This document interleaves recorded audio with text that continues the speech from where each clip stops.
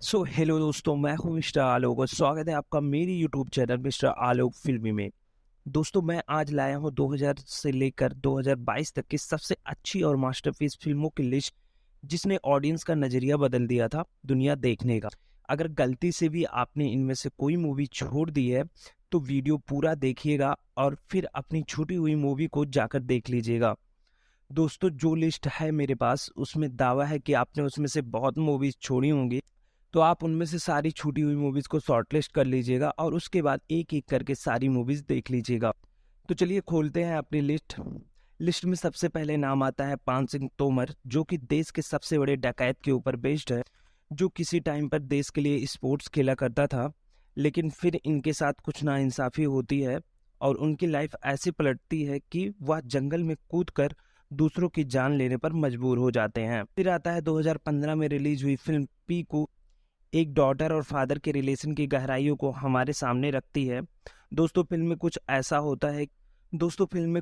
होता है कि एक मॉडर्न जमाने की लड़की अपने फ्रीडम की तलाश में परेशान है और उसके रास्ते के सबसे बड़े कांटा है उसके पिताजी, जो किसी भी हालत में अपनी बेटी से अलग नहीं होना चाहते। फिर आती है 2007 में रिलीज हुई फिल्म भूल भुलैया। यह मूवी बचपन के किस्से, कहानियां और फीलिंग्स को जिंदा रखने का काम करती है। एक राजा रहता है और उनकी एक हवेली रहती है और उस हवेली में एक चुड़ैल रहती है जो पुश्तों से राजा के जान के पीछे पड़ी रहती है। और फिर मुलाकात होती है भूतों के डॉक्टर से, जो राजा को इससे छुटकारा दिलाने का वादा करते। फिर आती है 2009 में रिलीज हुई फिल्म वेकअप सिट। आम लोगों की कहानी जो जिंदगी में मंजिल का तलाश कर रहे होते हैं और जिंदगी को सक्सेसफुल बनाने के लिए किन किन रास्तों से गुजरना पड़ता है, सारी चीजें आपको देखने को मिलेंगी इस मूवी में। फिर आती है 2013 में रिलीज हुई फिल्म टेबल नंबर 21, एक ऐसी कहानी जिसमें आप सच बोलो तो पैसा मिलेगा उस तरह का गेम खेला जाता है, लेकिन बाद में पता चलता है कि यह एक प्लान है और कोई उनसे किसी चीज का बदला लेना चाहता है। फिर आता है 2015 में रिलीज हुई फिल्म नील बटे सन्नाटा। अमीरी और गरीबी को सही ढंग से समझाने का काम किया गया है इस मूवी में, और इस फिल्म में ये भी जुटलाया गया है कि पढ़ाई पर केवल अमीरों का नहीं बल्कि गरीबों का भी हक है और गरीब भी पढ़कर आईएएस पीसीएस बन सकते। फिर आती है 2012 में रिलीज हुई फिल्म ओ माई गॉड। धरती पर रहने वाले भगवान के एजेंट और उनके कुछ चमचों की पोल खोली गई है इस मूवी में, और ये भी दिखाया गया है कि भगवान होते हैं और वह आसमान में होते हैं, ना कि धरती। फिर आती है 2004 में रिलीज हुई फिल्म वीर जारा। ऐसे प्यार की कहानी है जिसमें एक पाकिस्तानी लड़की को हिंदुस्तान के लड़के से प्यार हो जाता है, लेकिन कुछ कारणों की वजह से शाहरुख खान को हिंदुस्तानी जासूस का इल्जाम लगाकर जेल में डाल दिया जाता है। फिर आती है 2003 में रिलीज हुई फिल्म मुन्ना भाई एमबीबीएस, एक ऐसी फिल्म जिसने संजय दत्त के करियर को एक अलग पहचान दिलाई थी, और उस मूवी में जो कैरेक्टर सर्किट वगैरह का है वो तो अभी भी अपने दिल में छपा हुआ है, और जादू की झप्पी की स्टार्टिंग तो यहीं से ही हुई थी। और फिर आती है 2004 में रिलीज हुई फिल्म लक्ष्य, एक लाइफ चेंजिंग मूवी है जो देश के रियल हीरो आर्मी सोल्जर को ट्रिब्यूट देने का काम करती है, और कैसे एक मामूली सा लड़का देश की सेवा करके एक हीरो बन जाता है। और फिर रिलीज हुई थी 2016 में पिंक, जो ना जैसे शब्द का असली मतलब समझाती है। तीन नए जमाने की लड़कियां होती हैं जो अपनी मर्जी से अपनी जिंदगी जीती हैं, फिर उनके साथ कुछ इंसिडेंट हो जाता है जिससे उनको कोर्ट तक घसीट लिया जाता है, और इस मूवी में दिखाया गया है क्या सच में लड़कियां लड़कों से ऊपर होती हैं, ना बोलने का हक दोनों को बराबरी का होता है या फिर केवल एक का हक है इस पे। और फिर आती है 2018 में रिलीज हुई फिल्म कारमा। डायरेक्टर खुराना की ये उन फिल्मों में से एक फिल्म है जो बहुत ही लाजवाब। अविनाश, जिसे फोटोग्राफी का बहुत शौक होता है लेकिन बचपन से ही उसके पिता उसको इन सब चीजों से दूर रखते हैं, तो अविनाश बन जाता है एक जिंदा लाश और एक सॉफ्टवेयर कंपनी में जॉब करने लगता है। और फिर आता है कहानी में ट्विस्ट, जब अविनाश के पिता की एक एक्सीडेंट में डेथ हो जाए और वह जब बॉडी क्लेम के लिए जाता है तो कुछ ऐसा होता है जो आपको काफी मजा दिला। फिर आती है 2018 में रिलीज हुई फिल्म ओमरेटा। डायरेक्टर मेहता की फिल्में काफ़ी लाजवाब होती हैं और ये उन्हीं की फिल्मों में से एक है। यह एक ऐसी फिल्म है जिसमें राजकुमार राव ब्रिटेन में पले बड़े एक अच्छे परिवार से, और उनके सामने आ जाता है मुसलमानों पर होने वाले अत्याचारों का पोल। फिर वह कुछ ऐसा करते हैं जिससे पूरी दुनिया को हिलाकर रख देते हैं। और फिर आता है 2018 में रिलीज हुई फिल्म अक्टूबर, एक बेहतरीन मूवी है जिसमें एक्टर वरुण की एक अच्छी एक्टिंग देखने को मिलेगी। और मूवी में यह होता है कि एक कपल होती है जो एक 5 स्टार होटल में काम करते हैं, और होता यह है कि होटल में किसी पार्टी के अटेंड करते हुए लड़की बिल्डिंग से नीचे गिर जाती, और उसके बाद की स्टोरी जो इसमें दिखाई गई है वो आपको काफ़ी पसंद आने वाली। फिर आता है 2013 में रिलीज हुई फिल्म क्वीन, एक ऐसी लड़की की कहानी जो शादी टूटने के बाद टूटे दिल के साथ अकेले ही हनीमून पर निकल जाती है और पूरी दुनिया की दर्शन करती है और बदले में कुछ सीखने को मिलता है जिससे उसकी जिंदगी बदल जाती है। फिर आता है 2019 में रिलीज हुई फिल्म द ताशकंद फाइल, जो कि बहुत बड़े बजट की फिल्म नहीं थी, लेकिन फिल्म का कंटेंट इतना दमदार था कि ऑडियंस लाइन लगाकर थिएटर की टिकट ले रही थी। यह फिल्म आधारित है डॉक्टर लाल बहादुर शास्त्री के मौत के बारे में, और इसमें सबसे बड़ा क्वेश्चन होता है कि अगर देश का पीएम ही नहीं सुरक्षित है तो जनता कैसे सुरक्षित रहे। फिर आती है 2019 में रिलीज हुई फिल्म सोनचिड़िया, जिसे बहुत कम लोगों ने देखा था, लेकिन जिन्होंने भी देखा था मूवी को, वह उनके दिमाग में एक छाप छोड़ गई है। फिल्म की थीम जंगल के डाकुओं पर बेस्ड है और गजब की स्टार कास्ट है इस मूवी में।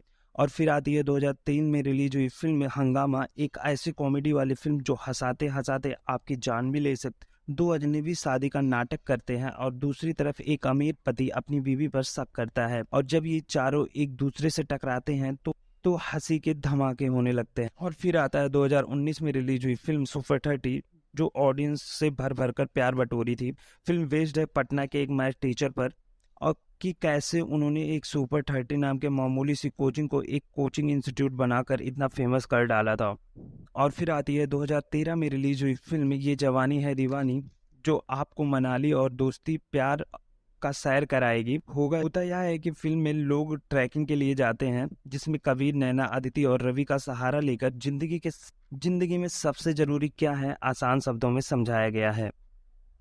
फिर आती है 2019 में रिलीज हुई फिल्म कबीर सिंह ने बॉक्स ऑफिस पे झंडे गाड़ दिए थे और फिल्म ने ऑलमोस्ट 300 करोड़ की कमाई भी कर।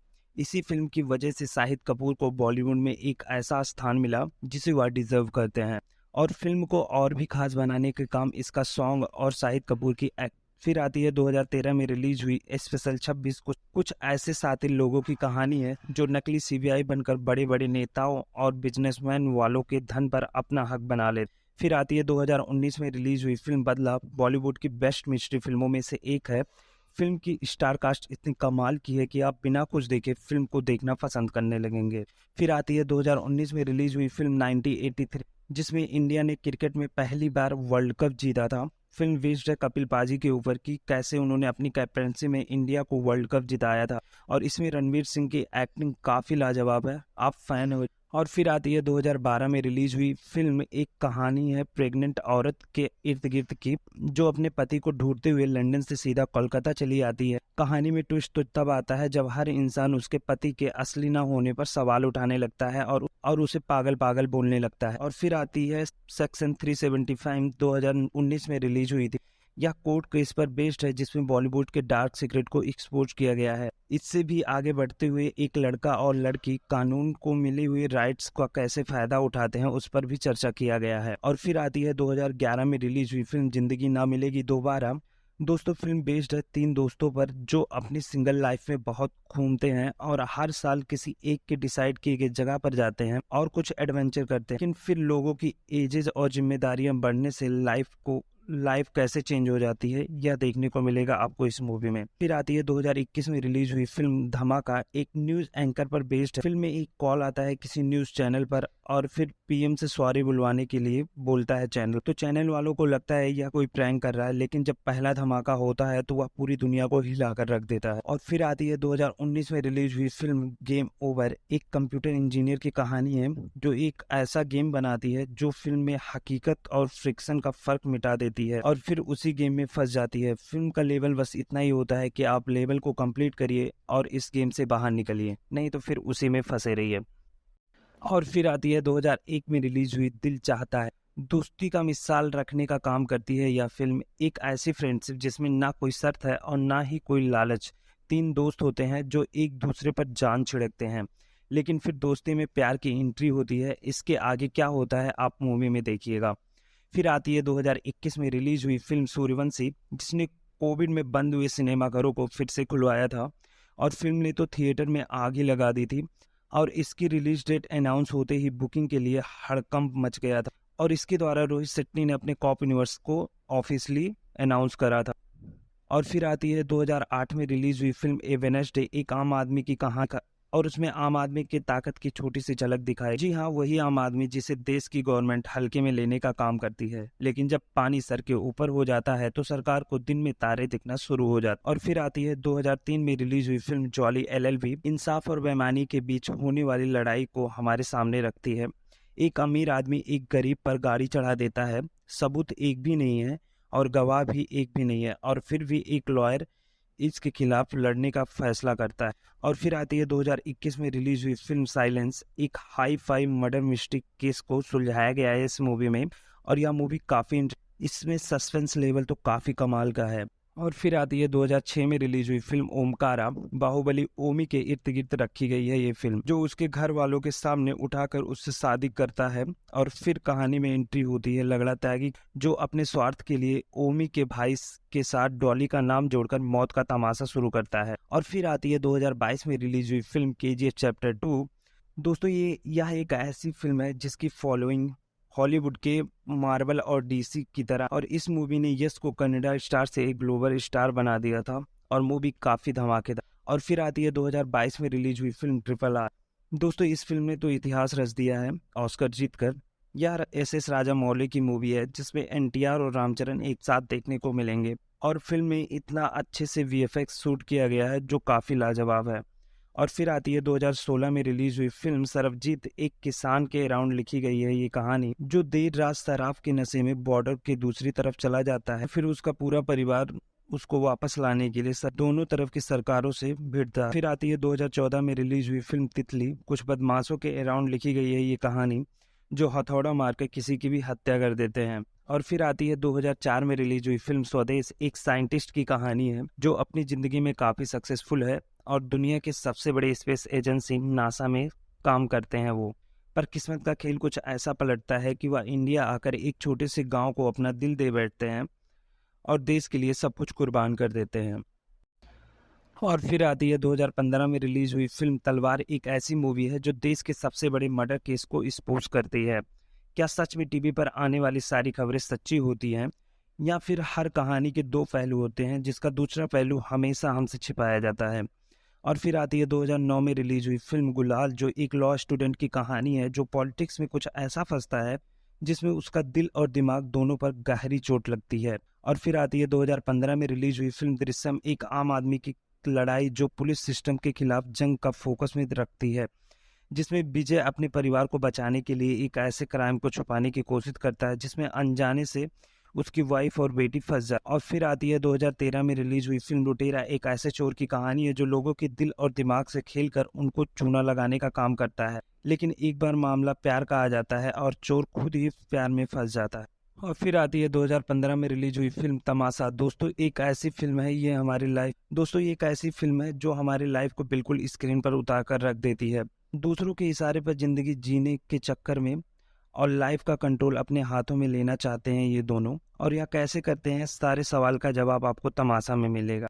फिर आती है 2006 में रिलीज हुई फिल्म रंग दे बसंती। आज़ादी की लड़ाई को नई जमाने वर्जन में हमारे सामने रखा गया है। 6 पक्के दोस्त होते हैं और एक विदेशी लड़की डॉक्यूमेंट्री बनाने के लिए आती है जिसमें वो लोग उसका मदद करते हैं, लेकिन धीरे धीरे कुछ ऐसा होता है कि वह उसमें खुद घुस जाते हैं और देश में बढ़ रहे करप्शन के खिलाफ जंग छेड़ देते हैं। और फिर आती है 2010 में रिलीज हुई फिल्म उड़ान। एक 16 साल के लड़के की कहानी है जो स्कूल से वापस आने के बाद अपने खतरनाक पापा के साथ रहने पर मजबूर हो जाता है। एक तरफ उसको नौकर बनाकर जबरदस्ती फैक्ट्री में काम कराया जाता है, तो दूसरी तरफ उसका मन होता है राइटर बनने का। और फिर आती है 2013 में रिलीज हुई फिल्म मद्रास कैफे। एक सीक्रेट एजेंट पर बेस्ड है जो दूसरी कंट्री में जाकर अपने देश पर होने वाले सबसे बड़े खतरे को टालने की कोशिश करता है और बदले में लगभग अपनी जान से भी हाथ धो बैठता है। और फिर आती है 2009 में रिलीज हुई फिल्म 3 इडियट, जो कॉलेज लाइफ पर बेस्ड है। फिल्म में दिखाया गया है कि कैसे हम किताबों से ज़्यादा एक्सपीरियंस से सीखते हैं, और यह कॉलेज लाइफ की सारी यादों को ताज़ा कर देती है। फिर आती है 2000 में रिलीज हुई फिल्म हेरा फेरी, जिसमें 3 महापुरुषों की जुगलबंदी को पर्दे पर उतारने का काम करती है यह फिल्म, जो काम के नाम पर कुछ खास नहीं कर रहे होते हैं लेकिन दुनिया को अपनी हरकतों से हंसाकर हार्ट अटैक दे सकते हैं। और फिर किस्मत बदलती है और लॉटरी के नाम पर लाखों कमाने का मौका मिल जाता है इन्हें। तो यही था दोस्तों आज की लिस्ट में। इसमें आपको सबसे अच्छी मूवी कौन सी पसंद आई और आप लोगों ने इसमें से कौन कौन सी मूवी छोड़ी थी, कमेंट में जरूर बताइएगा।